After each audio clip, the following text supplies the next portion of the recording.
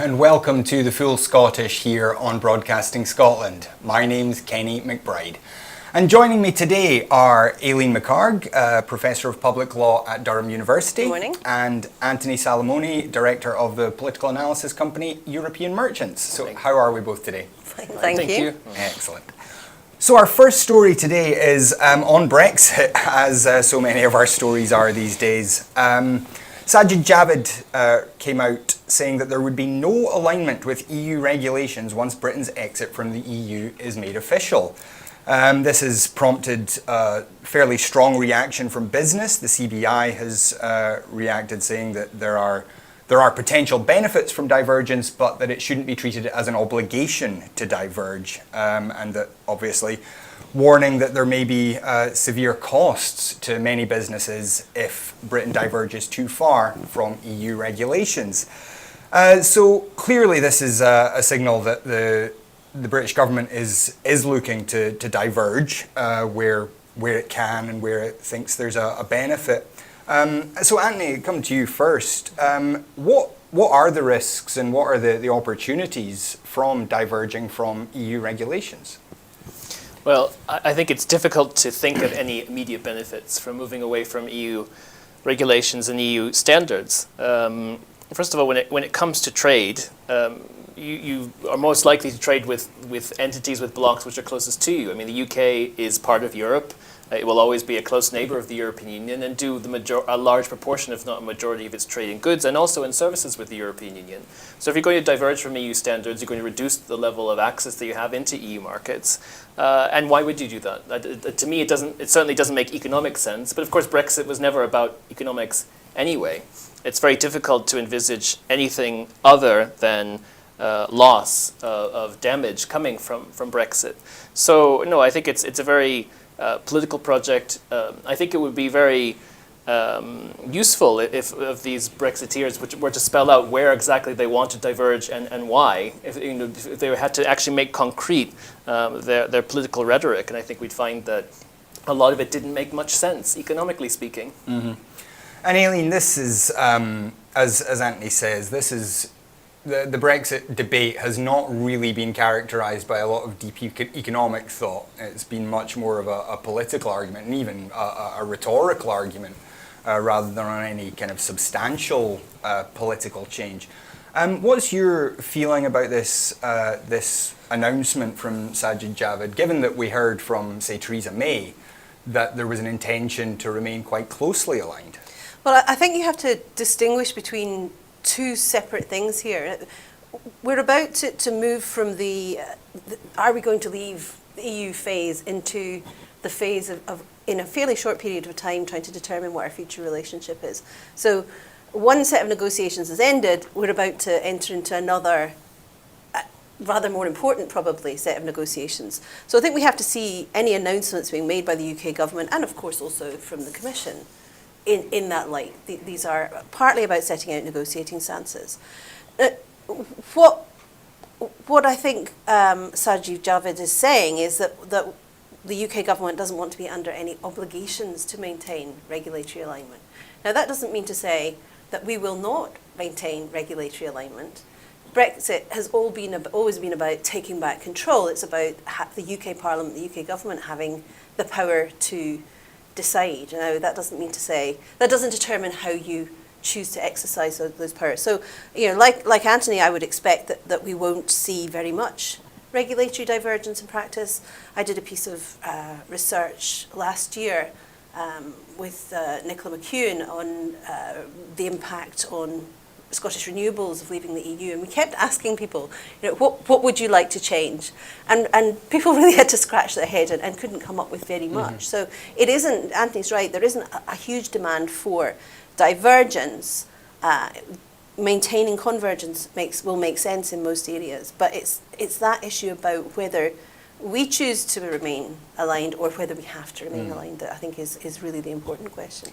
Now, on the politics of it, though, do you think there's maybe a sense that if we don't start to diverge somehow, then it will seem that Brexit was pointless? Well, I mean, we are going to diverge in some respects, aren't we? Free movement is ending. I think we can probably expect greater divergence in relation to workers' rights, perhaps, than, on product standards and so on. It'll be a question of where you expect those changes to take place. But, things will change over time. Not much will change immediately, probably. But if we look back 10 years' time or 20 years' time, we might be able to see where the divergence has come in ways that it's hard to predict at the moment. And you said you'd like to hear some of the Brexiteers talk about what divergence they might actually want to pursue. And Sajid Javid was also talking about starting a negotiation with America at the same time as the next round of negotiations begin with the EU.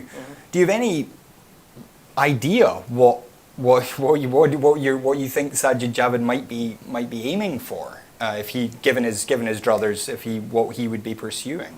No, I don't, and I'm not sure if he does either. I mean, first off, countries around the world, of course, they will enter into negotiations with the UK on free trade deals once the UK has left the European Union, yes. But they won't make substantive progress until the UK has sorted out its trading relationship with the European Union first, because that will determine to what extent the UK has control of its own customs and trade policies. So yes, Boris Johnson seems to be taking a different approach to Theresa May, sure, but we don't have any detail. I mean, still, the last substantive UK government paper on the future relationship was the Chequers Plan. So we don't have anything new. But no, so the United States, of course, will go, especially with President Donald Trump, will go through the ceremony of negotiations on trade, but the US trade representative will wait to see what kind of trade arrangements the UK has with the EU, because that will set the tone for things. But no, I think it does, to me, it makes no sense at all to try and chase after trade deals with faraway countries in exchange for substantive or non-substantive divergence from the European Union. Because I think, as Aileen was saying, it's not just the trade measures generally. It's environmental standards, it's workers' rights standards, it's the so-called level playing field. That matters to the European Union as well. So no, I think there is no clarity, there is no certainty other than that Brexit is happening. We're entering a period where the UK will forge some kind of relationship with the European Union, but it's unlikely to resemble anything that we know at the moment. I think free movement is an important thing to focus on, not just for the fact that losing it would be tremendous regression, both for Scotland and for the UK. But I mean, there's no country in the European Economic Area or in Switzerland or in EFTA that's not part of free movement. So I mean, sure, the UK might come up with some sort of immigration regime that looks, in some respects, like free movement. It just isn't called that to be sort of politically expedient, but otherwise, the UK could end up on a much more isolationist path than the rest of the entire continent. And that will have very substantive economic, social, and other consequences. And we don't know what those will be.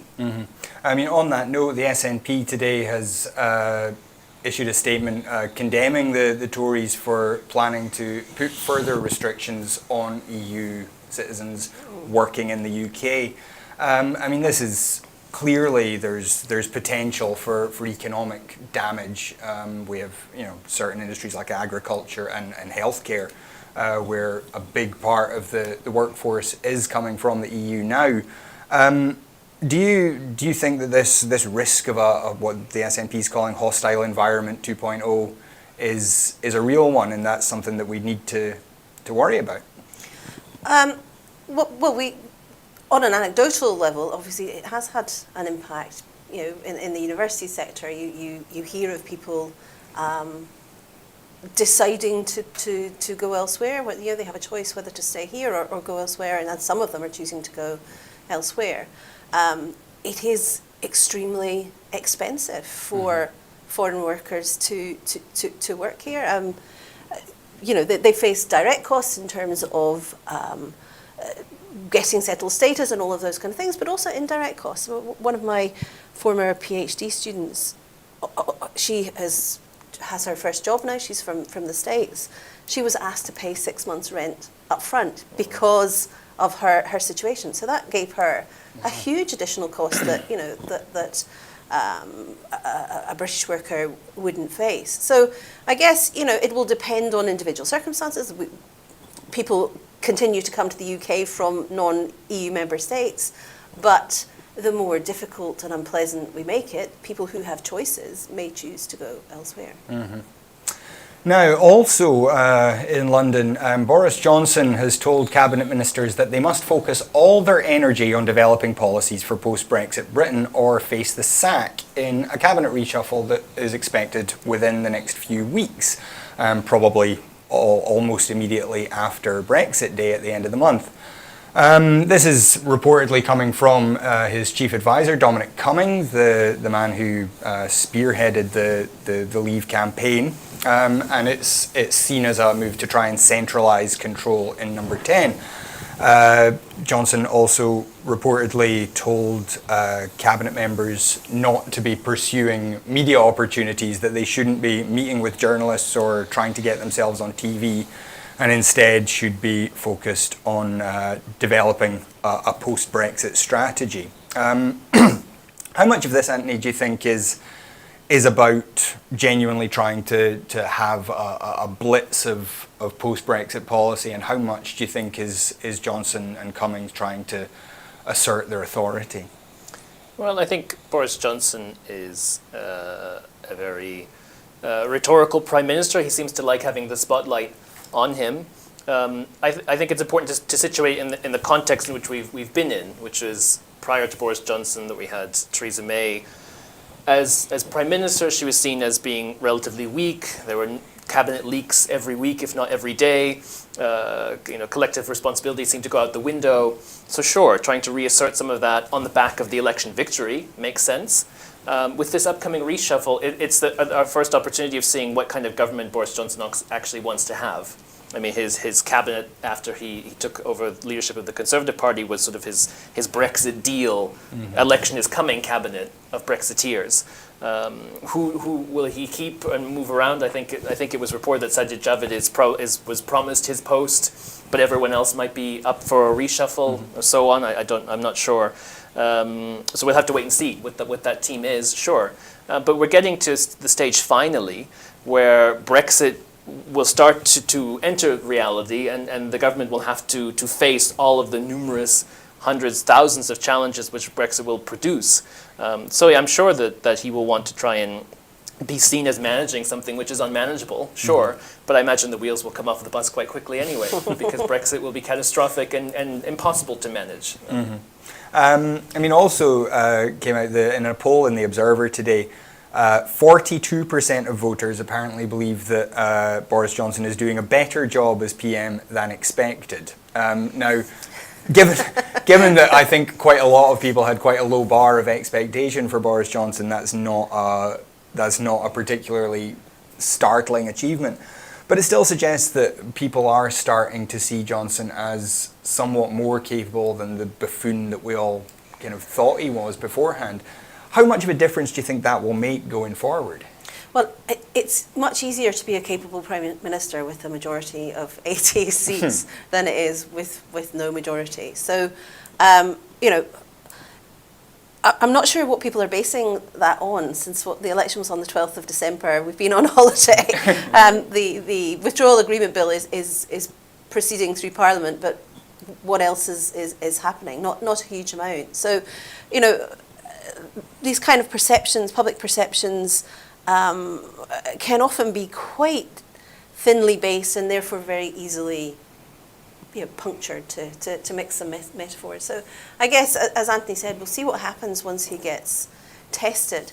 It is important, I mean, it's interesting that he is trying to stamp his authority on cabinet. Arguably that was necessary, as Anthony said. Collective responsibility really did not operate under the last government, and different prime ministers have different kinds of relationships with their cabinet, but ultimately they are dependent on their cabinet as well. It's not a one-way street, and he will need to, even with that 80-seat majority, he will need to manage his cabinet and not piss too many people off, basically. Because that has been the undoing of previous prime ministers who have had equally strong majorities.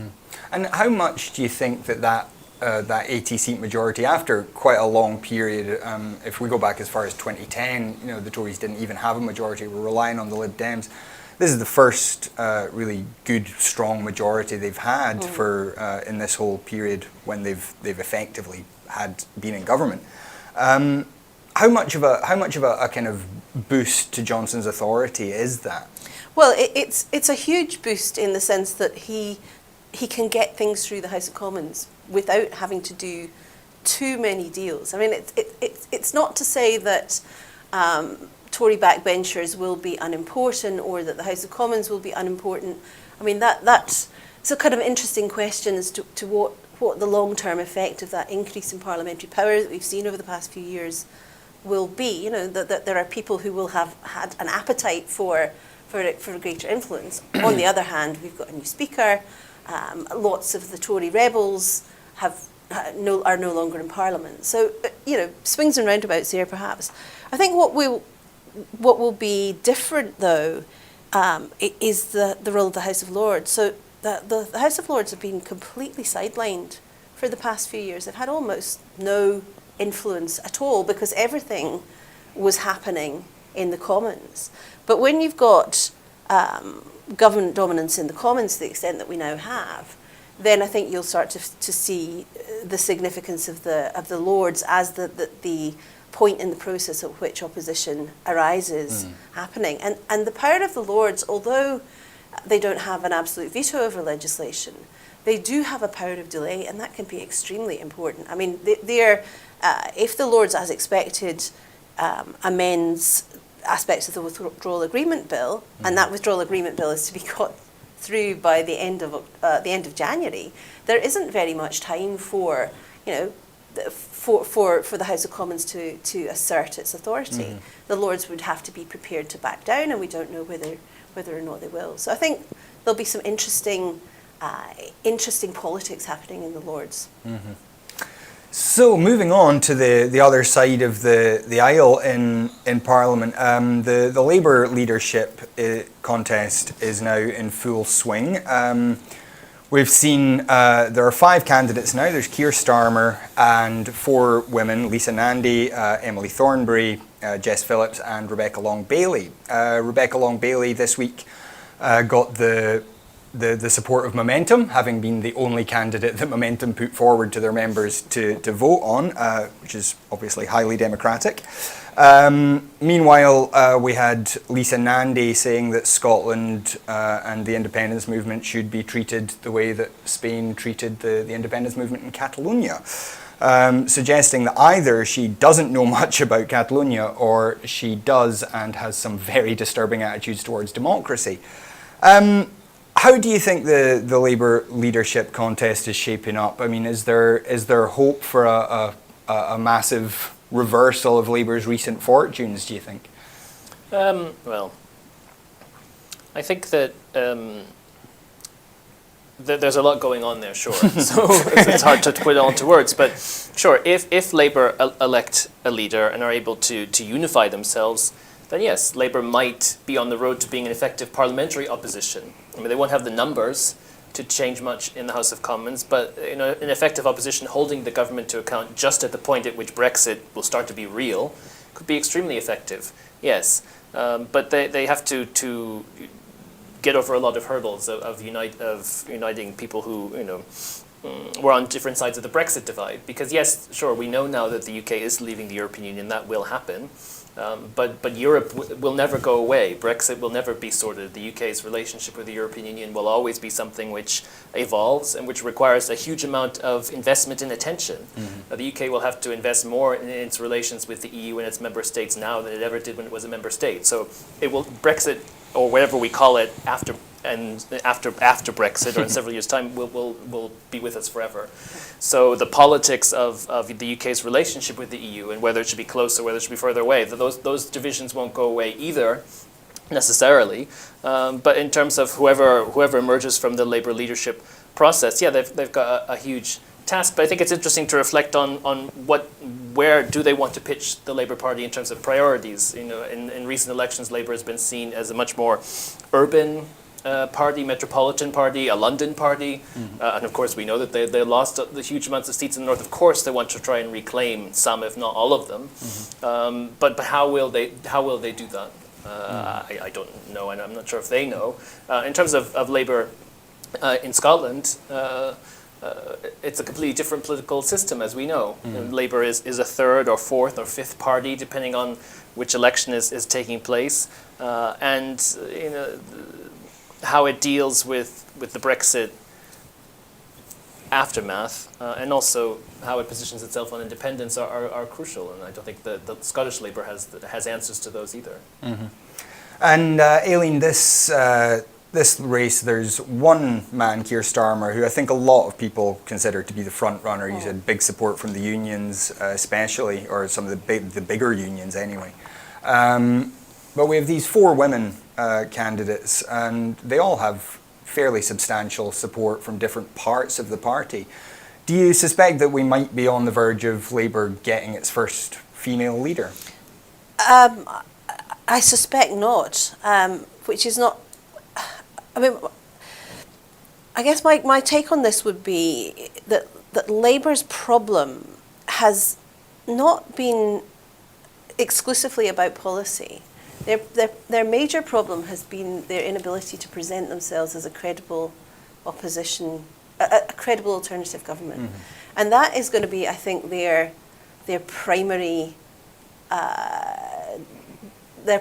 aim in this leadership process, to find somebody who looks like a credible prime minister and who also looks like somebody who's very different to Boris Johnson. So we know Boris has a particular style. I think Labour would benefit from somebody who has a completely opposite kind of style. And you know, I think Keir Starmer has that. He has that gravitas that Boris Johnson lacks. He's got lots of experience. He's done lots of different things. So I suspect, you know, I don't think it's a personally, as far as I can see, I don't think it's a sexism issue. I think that Keir Starmer just has perhaps a credibility that the other candidates don't have. Jess Phillips, I like on a personal level. I think she was great in some of the debates. Is it Philip Davis? That's Tory MP who tried to block upskirting bills and all of that. You know, she's been great on various feminist issues.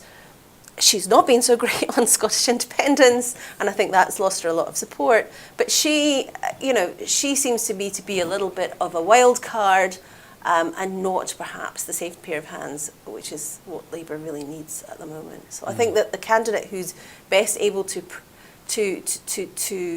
fill that slot, to portray themselves as the safe pair of hands, is probably the one that it would be sensible for Labour to go for. Yeah, and I mean, you mentioned the situation in Scotland being a little bit different from the situation in England. We had a poll came out yesterday from YouGov saying that 77% of Labour members across the UK support or are open to supporting an independence referendum in Scotland. Only 16% said that they were opposed under all circumstances. In Scotland, though, it was only 57%, still a majority, but. And it was, let me just double check my numbers here. Support, active support is 27% of Labour members in Scotland, and a further 30% are open to it if you know, the politics of working with the SNP were necessary.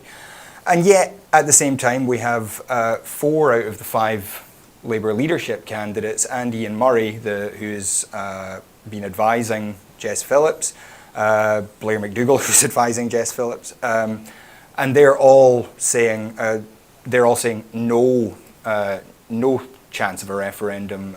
As I said, Lisa Nandy suggesting Britain should take the Spanish approach. Rebecca Long-Bailey has been the only one who's said that there should be a referendum if the Scottish people want it. How big an issue do you think that's going to be going forward, for Labour in Scotland in particular? Well, I think it's crucial because, of course, independence is the number one issue here in Scotland. I think Labour likes to portray itself as the party of devolution, which I suppose is true insofar as they helped set up the Scottish Parliament, and a party of self-determination. I mean, a number of the candidates said that during the election and after the election. And if you are a party of those things, then if there's a majority in the Scottish Parliament for referendum, which there is, and if there's a majority for a referendum after 2021, which there may well be, if the SNP win 80% of seats in an election, how on the basis of wanting to hold another independence referendum, people vote for them? I think you keep stacking up elections or democratic mandates in favor of independence, and you're a party that supports self-determination, then it makes sense that you would go in the direction of facilitating self-determination. So I think that's a logical course to follow. I don't know what Labour's position will be or what they will do, but I can say that I think with their current existing position of no referendum, no independence, and that's that, is not going to work. They'll have to find something else. That might mean that the party ends up being neutral on independence, or at least the Scottish party, or that they will advocate a referendum but then campaign for the union, or something of that combination. But I think the position at the moment of no referendum, no independence, that's that, just isn't going to work. Mm-hmm. And on that note, I mean, I don't know how much influence Gordon Brown still has in the Labour Party. I think he still views himself as a vital thought leader within the Labour movement. But he had an article in the Guardian basically saying the same things he said over and over again. We need a constitutional convention, we need to defeat narrow nationalism. I thought that there's a quote here I just want to read because I think it shows up a little bit how the Labour Party misunderstands the independence movement. He says, the 19th and 20th century nationalism that underpinned anti-colonial movements and the breakup of the imperial dynasties was driven by anger at cultural discrimination, political exclusion, and the economic exploitation of one group by another. And he says that instead today nationalists, and he means Brexiteers and Scottish nationalists, are successfully leveraging economic insecurity, cultural fears, and an anti-politics sentiment. Now, to me, this sounds like just a fundamental misunderstanding of the case for Scottish independence. I think a lot of people would say that cultural discrimination and political exclusion are exactly why they support Scottish independence. And I think the idea that Scottish independence is based on an anti-politics sentiment is nonsense, given the amount of new people getting involved in politics in 2014 and since then. Do you think there's just a block somewhere in certain Labour leaders' minds that they just can't see what the Scottish independence cause is about? Or do you think this is just a rhetorical device, that they know really what's going on, but this is the line they've chosen to take? Well, I can't get inside their heads, so it's hard to answer. I'm not sure you'd want to be honest. Answer that question. I mean, it's a perfectly reasonable thing to believe in the union. That's a reasonable thing to do. It's reasonable to think that we're better off pooling and sharing resources and acting as mutual guarantees of security and all of those kind of things. That's perfectly reasonable. But it is I think where Gordon Brown is coming from is that they also recognise the case for self-determination, as Anthony said, for local autonomy, regional autonomy, national autonomy within the union, and trying to find that balance is very, very difficult. And what we lack at the moment is constitutional security for our institutions of devolution. And Brexit has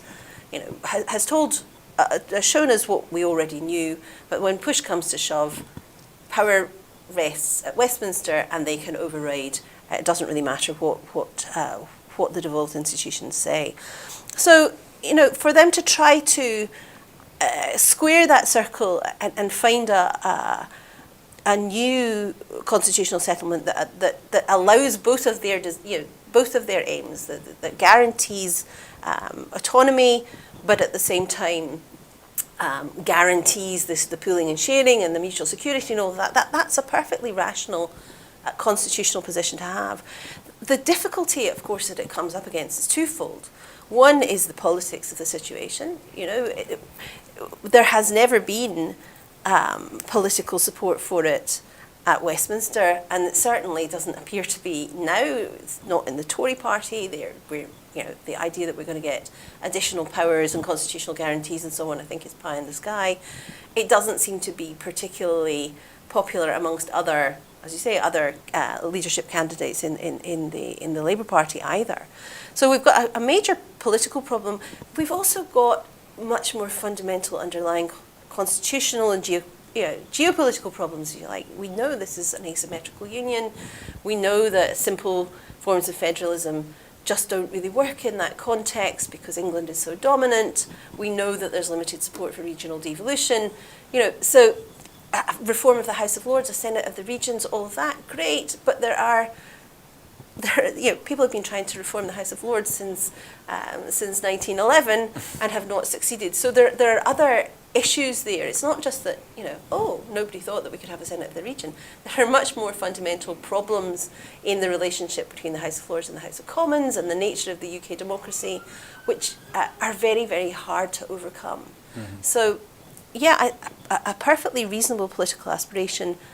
I just think it's one that is not very realistic in the current context. Mm-hmm. This kind of highlights a point that we've made for a long time, is that the Labour Party has been promising to abolish the House of Lords for over 100 years. And in numerous periods of government, including with some stonking majorities, they've only made some relatively minor reforms. There are still hereditary peers, there are still bishops sitting in the House of Lords as a matter of right.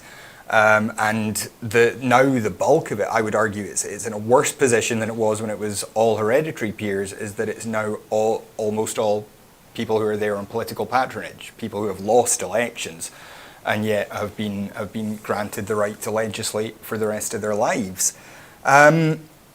This idea of the Labour Party kind of moving the constitution forward, Richard Leonard recently tried to establish a commission in Scotland to look at moving the constitutional debate on, and was blocked by his SEC, by the executive committee. Is there any chance of Labour ever actually moving the constitutional debate on, or do you think this is just something where they're always going to get stuck in the mud? Well, if I just say briefly on the House of Lords, I think one of the reasons, or perhaps the main reason, it's been difficult to reform the Lords is because that would challenge the supremacy of the House of Commons, and the Commons likes being supreme. Mm. If you have a legitimately elected second chamber, that would, in some measure, reduce the power of the Commons and democratically speaking, and I think many MPs just don't want that. They like the position as it is now. In terms of the Labour Party and the Constitution, sure, Labour and ostensibly the Liberal Democrats are trying to occupy a challenging space of, the SNP and the Greens support independence, the Conservatives support the Union, the Conservatives now support Brexit, and SNP and Greens support EU. And then, how do you sort of put Scottish Labour and Scottish Liberal Democrats, if you support the Union, but you also support Europe, how do you craft a policy that makes sense on those bases, and which one ends up being more important to you? Mm-hmm. I think it's increasingly evident that in the sort of either the Union or Europe, in terms of what you prioritize, that the Union is going to be what is more important to Scottish Labour and Scottish Liberal Democrats. I think the terrible decision about taking down the EU flag at Holyrood symbolises that extremely well. Mm-hmm. That we support Europe, but we don't want to do anything that seems to go against our position on the Union. So we'll just become Eurosceptic where it suits us. And that demonstrates the fundamental dividing line which comes up, which is that Brexit forces you to choose. You either support the European Union and independence as a means of staying in the European Union, or you support the UK Union and Brexit and whatever Brexit means. I think that's challenging for people that wanted to have both, wanted to stay in the European Union, wanted to stay in the UK, try and craft some sort of progressive vision within the UK. It's quite obvious that we will be under a UK Conservative government for at least the next 5 years, probably the next decade or more. It's very difficult to advocate a realistically implementable vision of a progressive UK in that context, I think. And as I said, keeping in mind that Brexit will be there, Brexit will be real. We can't escape that. Brexit is not going away after the end of this month. It's only just beginning. There'll be real consequences, and it's very challenging to see how we in Scotland, with our opposition to Brexit, can escape the damage that will be inflicted. Like I said, we don't know what the future relationship will look like, but it's likely that divergence and damage will both be progressive. And there will be numerous decisions along the line where the Scottish Parliament, the Scottish Government are arguing something, the UK Government decides the opposite way, and that whatever the UK Government decides happens. And then we are left to deal with the consequences, and that will happen over and over again over the months ahead. I think it's a very challenging set of circumstances to address. So for Labour, how does it fit into that? I don't know. I think they'll be increasingly squeezed because the Scottish Conservatives are the pro-Brexit unionist party, and you can't compete with them on that. You need to find something else to advocate. So no, it's an existential crisis, I'm sure. And Aileen, I mean, the whole Brexit process has exposed a lot of tensions in the British constitutional setup. Obviously, Britain doesn't have a written constitution. There's a lot of precedent and convention and things built into it. And we've seen, for example, most obviously in the situation in the north of Ireland, there's been a huge amount of tension and difficulty in squaring the circle of the Good Friday Agreement and Brexit. But also we've seen, for example, the challenge to the Scottish Government in the Supreme Court, where the Sewell Convention was ruled to be unenforceable. Is there a sense in which the British Constitution, such as it is, contains these tensions that are inevitably going to pull it apart? Or do you think that there's enough space for fudging within it, that there's always a way to kind of make it work somehow? Well, the great benefit of the UK's unwritten constitution, which has as its fundamental rule that the UK Parliament can enact whatever law it likes, is that gives rise to infinite flexibility. So it is compatible with a whole range of different kinds of economic orders, social orders, governing orders, distributions of political power. The disadvantage is that none of those things can be entrenched. Okay, so devolution, we can have extremely strong, devolved institutions. We could have extensive mechanisms for intergovernmental relations and power sharing and all of those things. We could have all of these things within the context of the Constitution as it is fundamentally, but we would have to accept that they rested on nothing other than political acceptance. Now, the difficulty that I think that we've got into is that we have divergent political understandings of the constitutional order, the legitimate distribution of political power in England versus all three of the devolved nations, where, I think the most interesting is in Wales, where even in Wales you're getting in numerous Welsh Government documents an assertion of a vision of the Constitution as a multinational union based on consent, with popular sovereignty resting in each of the four parts of the union. So that's not just a Scottish thing where we cast all the way back to the Declaration of Arbroath and claim a unique constitutional tradition. It's not just Northern Ireland where they can say the principle of consent is built into the Good Friday Agreement. These are radically. This is a vision of the Constitution where the smaller devolved nations, that suits them, or that's a vision of the Constitution which is comfortable for them. In England, though, the reality is still a unitary state. They have one parliament in Westminster, they have one government. They're not used to the idea of powers being distributed, of negotiations between levels, and there's more of them. There's still a lot more of them. So the reality remains. You know, you said earlier that there was the 70% of Labour voters or Labour members across the UK supported a second independence referendum, but 57% in Scotland. You know, that's not necessarily an active support. It's more of a kind of, well, we just don't really care that much. And I think that is a big problem, that whilst the smaller nations kind of can get on with their thing and don't bother government at Westminster, it's all fine. But what we see is when they do start bothering government at Westminster and asserting vetoes and saying, well, what about us? And, you know, the Brexit process has to take account of our special interests, then we see very, very different attitudes. Yeah. And just on the independence issue, we had an opinion offered by Aidan O'Neill, QC, this week, saying essentially that the Scottish Government already has the power to legislate and hold an independence referendum. This is a disputed argument, certainly. There are unionists and other lawyers even who would just say, no, that's not how the Constitution works. So I won't necessarily ask you for a legal opinion. I think we'd probably have to pay you for that. But do you think that this is something where there is a reasonable chance that the courts would rule in the favour of the Scottish Government in this case? So, I mean, I've been involved in these arguments since 2012, and my view certainly was that it's an open issue, it's an arguable issue. I guess I'm sort of in some ways more confident and in other ways less confident in the arguments than I was back in 2012. We've seen numerous important constitutional cases in recent years where the courts have taken some quite surprising and unexpected decisions. These have, though, been almost entirely pro the UK Parliament. So the kinds of arguments that people have been making around about the enforceability of the Civil Convention, around about recognition of the principle of consent in Northern Ireland, have tended to get absolutely nowhere.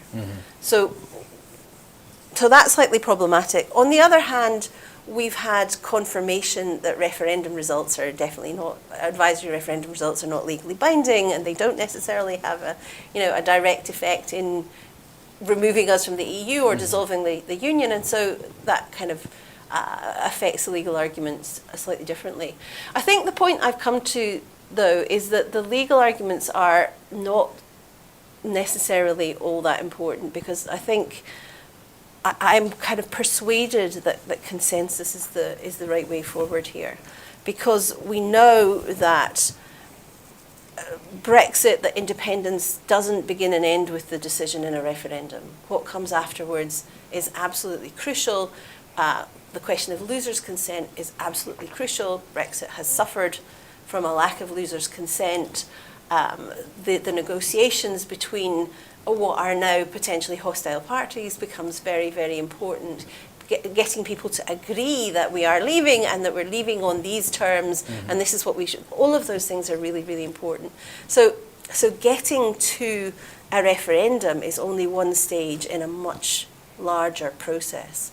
And you have to understand how getting to the referendum might impact on the playing out of that larger process. Well, moving on from constitutional debate in the UK, there is constitutional upheaval in the US as well, as Donald Trump's Senate trial on impeachment charges began this week. He is facing 2 charges of abuse of power for withholding military aid to Ukraine while trying to persuade the Ukrainian president to look into alleged corruption on behalf of the Biden family.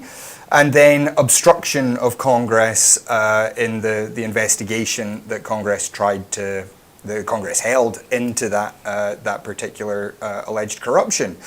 This trial starts this week. Trump has appointed an all-star team of lawyers, which is expected to give him a bit more pizzazz on television. The Senate Speaker, the leader of the Senate, Mitch McConnell, has said he won't be an impartial juror, which is a breach of his oath of office.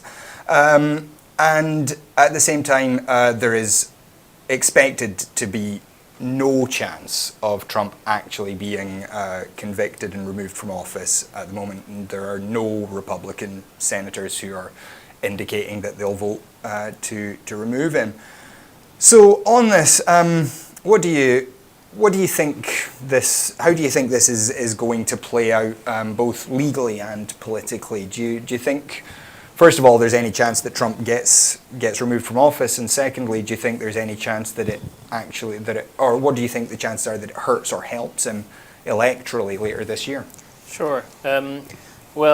He's been impeached. The question is he convicted and removed from office? It's a political trial. This is not a court or a trial in a conventional sense, where the Senate are the jurors and the House is the prosecution, and the Chief Justice of the Supreme Court is sort of the presider, presiding judge.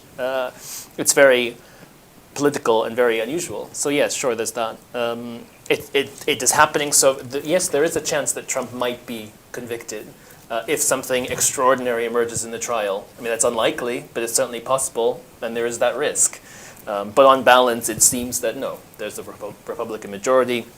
It seems that most, if not all, senators will vote on party lines, and he won't be convicted of the charges. So then the question is, what impact does this have on the 2020 election? Does it help Trump or does it help the Democrats? It's too soon to tell. Opinion polls seem to suggest at the moment that it's not helping the Democrats as much as they might have wanted. And the whole point of this is to try to shine a light on what they would argue are Trump's misconduct in public office and his unsuitability for being president beyond his existing term, and to try to persuade those key small number of key voters in those swing states or blue states that Trump took, like Pennsylvania, like Wisconsin, or even a place like perhaps West Virginia, where Trump was able to galvanize blue-collar, disaffected, perhaps out of work people to vote for him on the basis of change, which arguably has not happened, or indeed things have gotten worse with his self-inflicted trade conflicts, particularly with China, and of course to some extent with the European Union, which also exemplifies the very difficult situation the UK will be in after having left the EU, of trying to be a small entity standing up to Trump. Well, I mean, President Xi and President von der Leyen are those who are currently standing up to Trump, and you can see what sort of willpower is required to do that.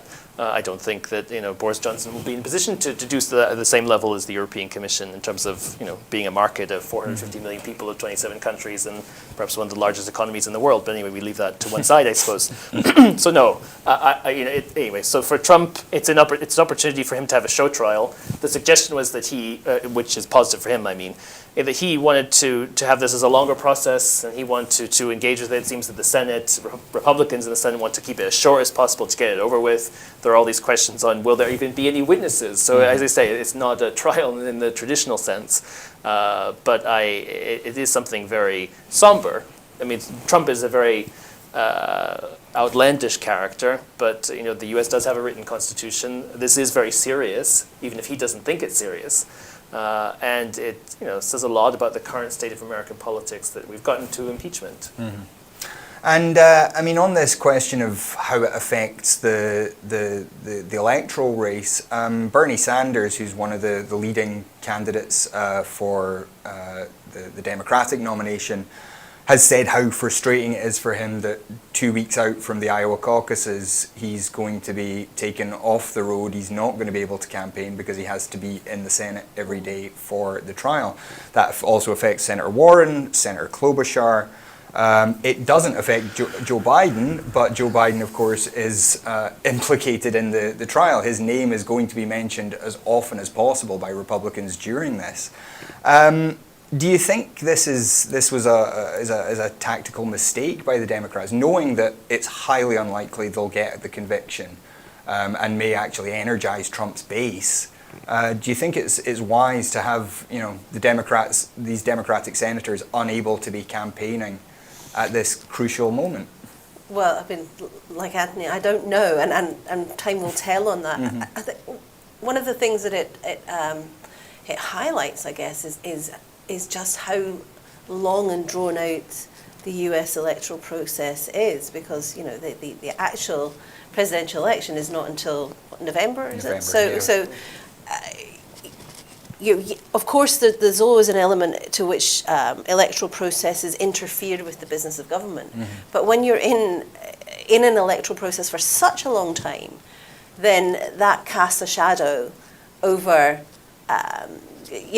over the normal process of government, including things that are not normal but are part of the Constitution, like a process of getting rid of a corrupt president, mm-hmm. or arguably corrupt president. So.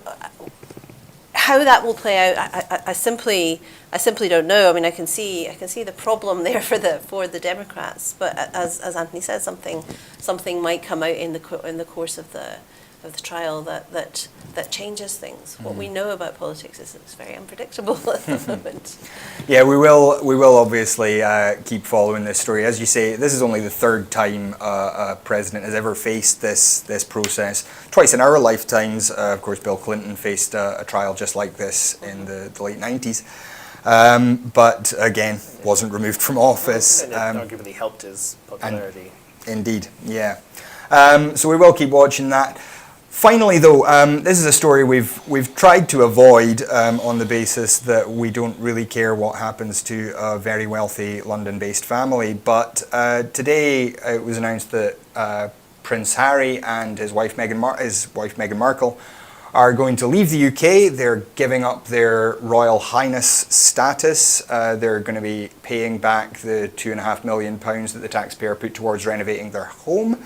Their cottage, with 10 bedrooms. But I'm being told it's 15, so I've got a wee note in my ear. Sorry, I was trying to be nice to them. But we saw on Question Time this week a person in the audience, Rachel Boyle, who's a researcher on race and ethnicity at Edge Hill University. She said, regarding the treatment of Meghan Markle specifically, let's be really clear about what this is. Let's call it by its name. It's racism. She's a black woman and she has been torn to pieces. She's since faced a barrage of abuse, firstly from one of the panelists, Lawrence Fox, and subsequently on social media. So I guess, first of all, is the backlash that Meghan Markle has faced from the media, do you think that is a racist issue? She's certainly had very different treatment to Kate Middleton. There's no doubt about that. The difficulty in any situation like this is when you're dealing with one instance, is to say whether this is due to some kind of prejudice or just factors. The media just don't like her. The media decide sometimes that they don't like mm-hmm. people. That happens, we know. So, there have been one or two occasions on which racist tropes have been used in relation to the child, and I can't remember, was it Danny Baker said something about? He made some comment about the baby when it was born, but mostly the comments I've seen have not been overtly racist.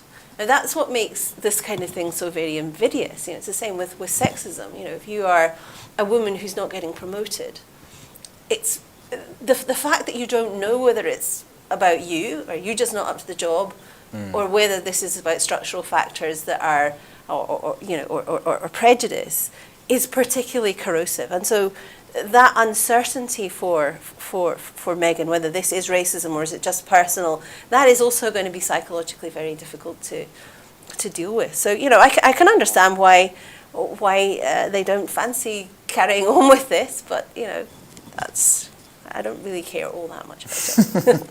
And Anthony, I mean, the royal family, in fairness, have not had the best experience of Americans joining the family. It's what led to the abdication of Edward VIII.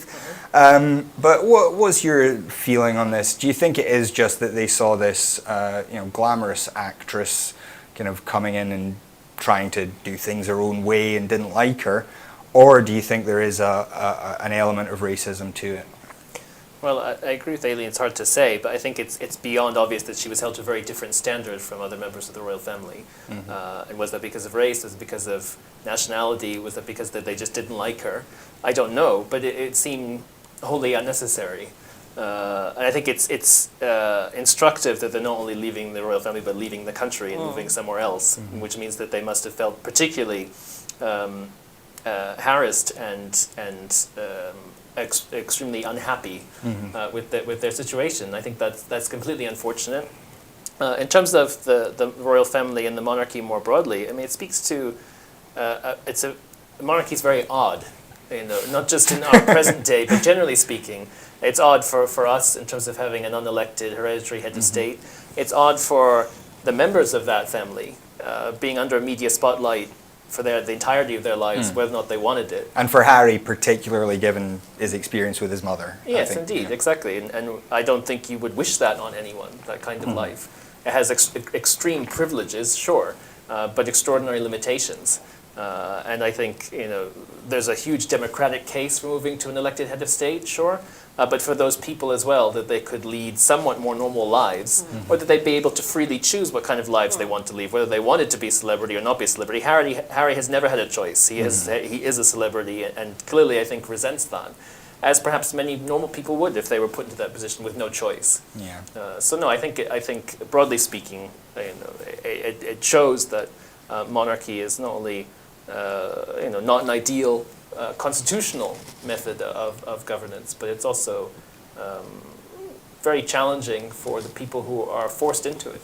Yeah. Although we do seem to extend that celebrity circle much wider in this country than in other countries that have a hereditary monarchy. So we seem to manage it particularly badly.